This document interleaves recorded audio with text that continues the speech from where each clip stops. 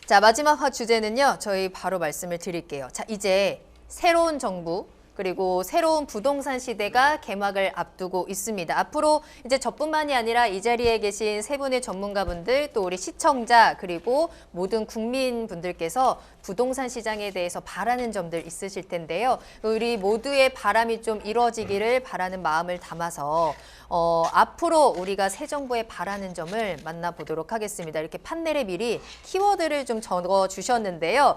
자, 먼저 박성규 대표님. 낄끼빠빠라고 적어주셨습니다. 어떤 걸 바라시는 건가요? 낄 때 끼고 빠질 때 빠지자. 그렇죠.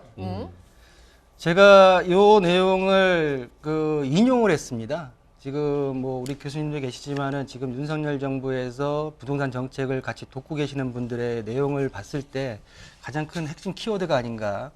정부의 기능을 정말 필요할 때 개입하고 그리고 시장의 논리에 좀 맡겨놔야지 좀 정상화가 되지 않을까라는 생각이 좀 들고요.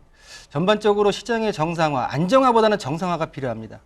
오를 지역은 오르고 내릴 지역은 내리고 안 오르고 그냥 평균적으로 갈 지역은 가야 되는데 그간 전반적으로 다 오르는 모양새가 비정상적이었다. 그렇다고 하게 되면 유동성이 문제가 됐긴 했지만 정책적인 실수도 분명히 인정을 해야 된다는 생각이 들기 때문에 제가 볼 때는 정부의 정책, 정부의 어떤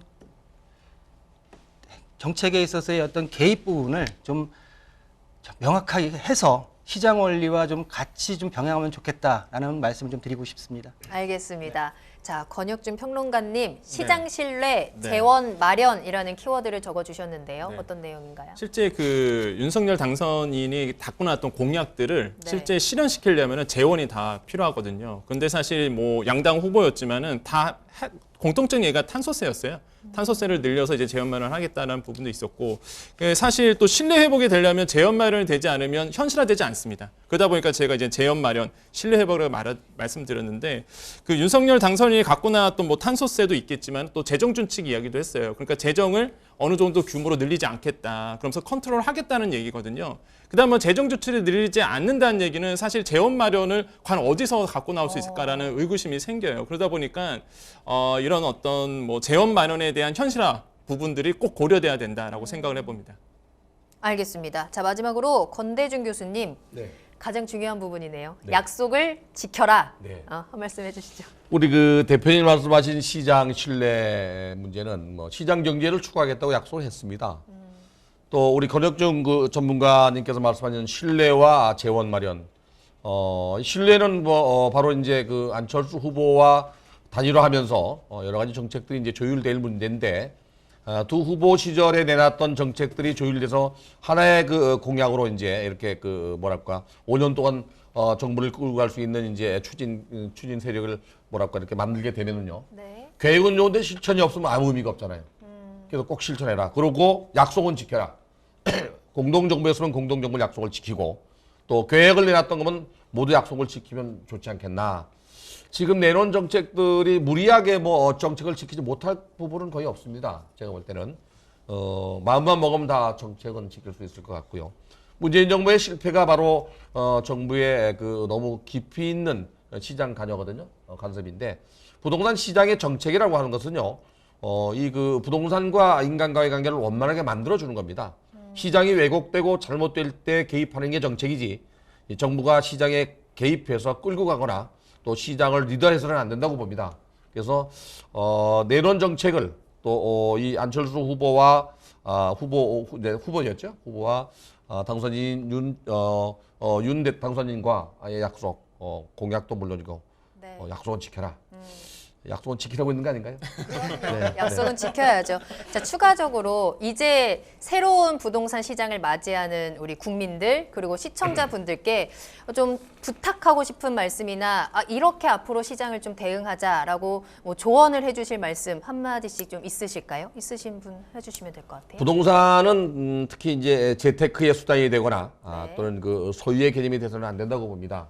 주택은 그냥 거주의 개념, 이용의 개념으로 바뀔 때가 되지 않았나. 이전 정부나 또 이전 선배들이나 또 기성세대가 이 부동산을 통해서 부를 많이 축적했습니다. 그것보다 이제 앞으로의 세상은 부동산은 재테크의 수단이 아니고 이용의 개념으로 바뀌었으면 좋겠습니다. 특히 이제 약자 측면에서 볼 때 임대주택이 우리들과 똑같은 사람들이 살고 있다는 인식을 좀 바꿀 필요가 있습니다. 내 옆집이 전세 월세일 땐 말은 안 하는데요. 임대주택을 지으면 우리와 다른 사람이 사는 걸로 착각하고 있습니다. 그래서 이용의 개념으로 바뀐다면 이거 역시 다 그 전환될 수 있는 방법이 아닌가 하는 생각이 듭니다. 네. 네, 또 한마디 들어보고 싶네요. 그 네. 오늘 아마 시청자분들께서 눈치가 좀 빠르신 분들은 아마 하나의 키워드를 발견하실 수 있을 것 같아요. 바로 재건축이라는 키워드입니다. 네, 그래서 재건축 그리고 같이 연관돼서 일기 신도시에 대한 부분 그리고 서울에 있는 구축 아파트 이게 키워드가 사실 딱 와닿거든요. 그래서 아마 눈치가 빠르신 분들은 아마 오늘 이 토론을 통해서 느끼시지 않을까 생각을 해보겠고요. 그래서 이 방송을 통해서 좀 많은 정보를 얻어갔으면 좋겠다는 생각을 해보겠습니다. 네, 대표님. 저 같은 경우에는 우리 그 권대중 교수님의 어떤 그 말씀을 좀 듣고자 해서 좀 나왔고요. 정책에 있어서 좀 구체적으로 좀 들을 수 있는 기회가 아니었나 좀 생각이 들고요. 우리 시청자분들한테 당부드리고 싶은 말씀은 항상 제가 말씀드리지만은 항상 기준을 잡고 자고우면하지 마시고 내 여건에 맞춰서 모든 걸 판단하셔야 된다라는 말씀을 좀 드리겠고, 새로 들어서는 정부와의 바라는 점 같은 경우에는 제발 이제는 집값 걱정 없이 살 수 있는, 그렇지 않아도 힘든데 그런 어떤 세상, 그렇게 좀 웃고 살 수 있는 어떤 나라를 좀 만들어 주셨으면 하는 바람으로 마무리하겠습니다. 네.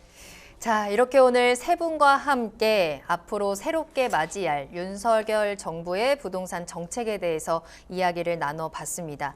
제발 이제는 우리 모두가 바라는 부동산 시장을 만났으면 좋겠다라는 바람을 담아서 정말 화이팅이라고 외치고 싶어지는 시간이었습니다.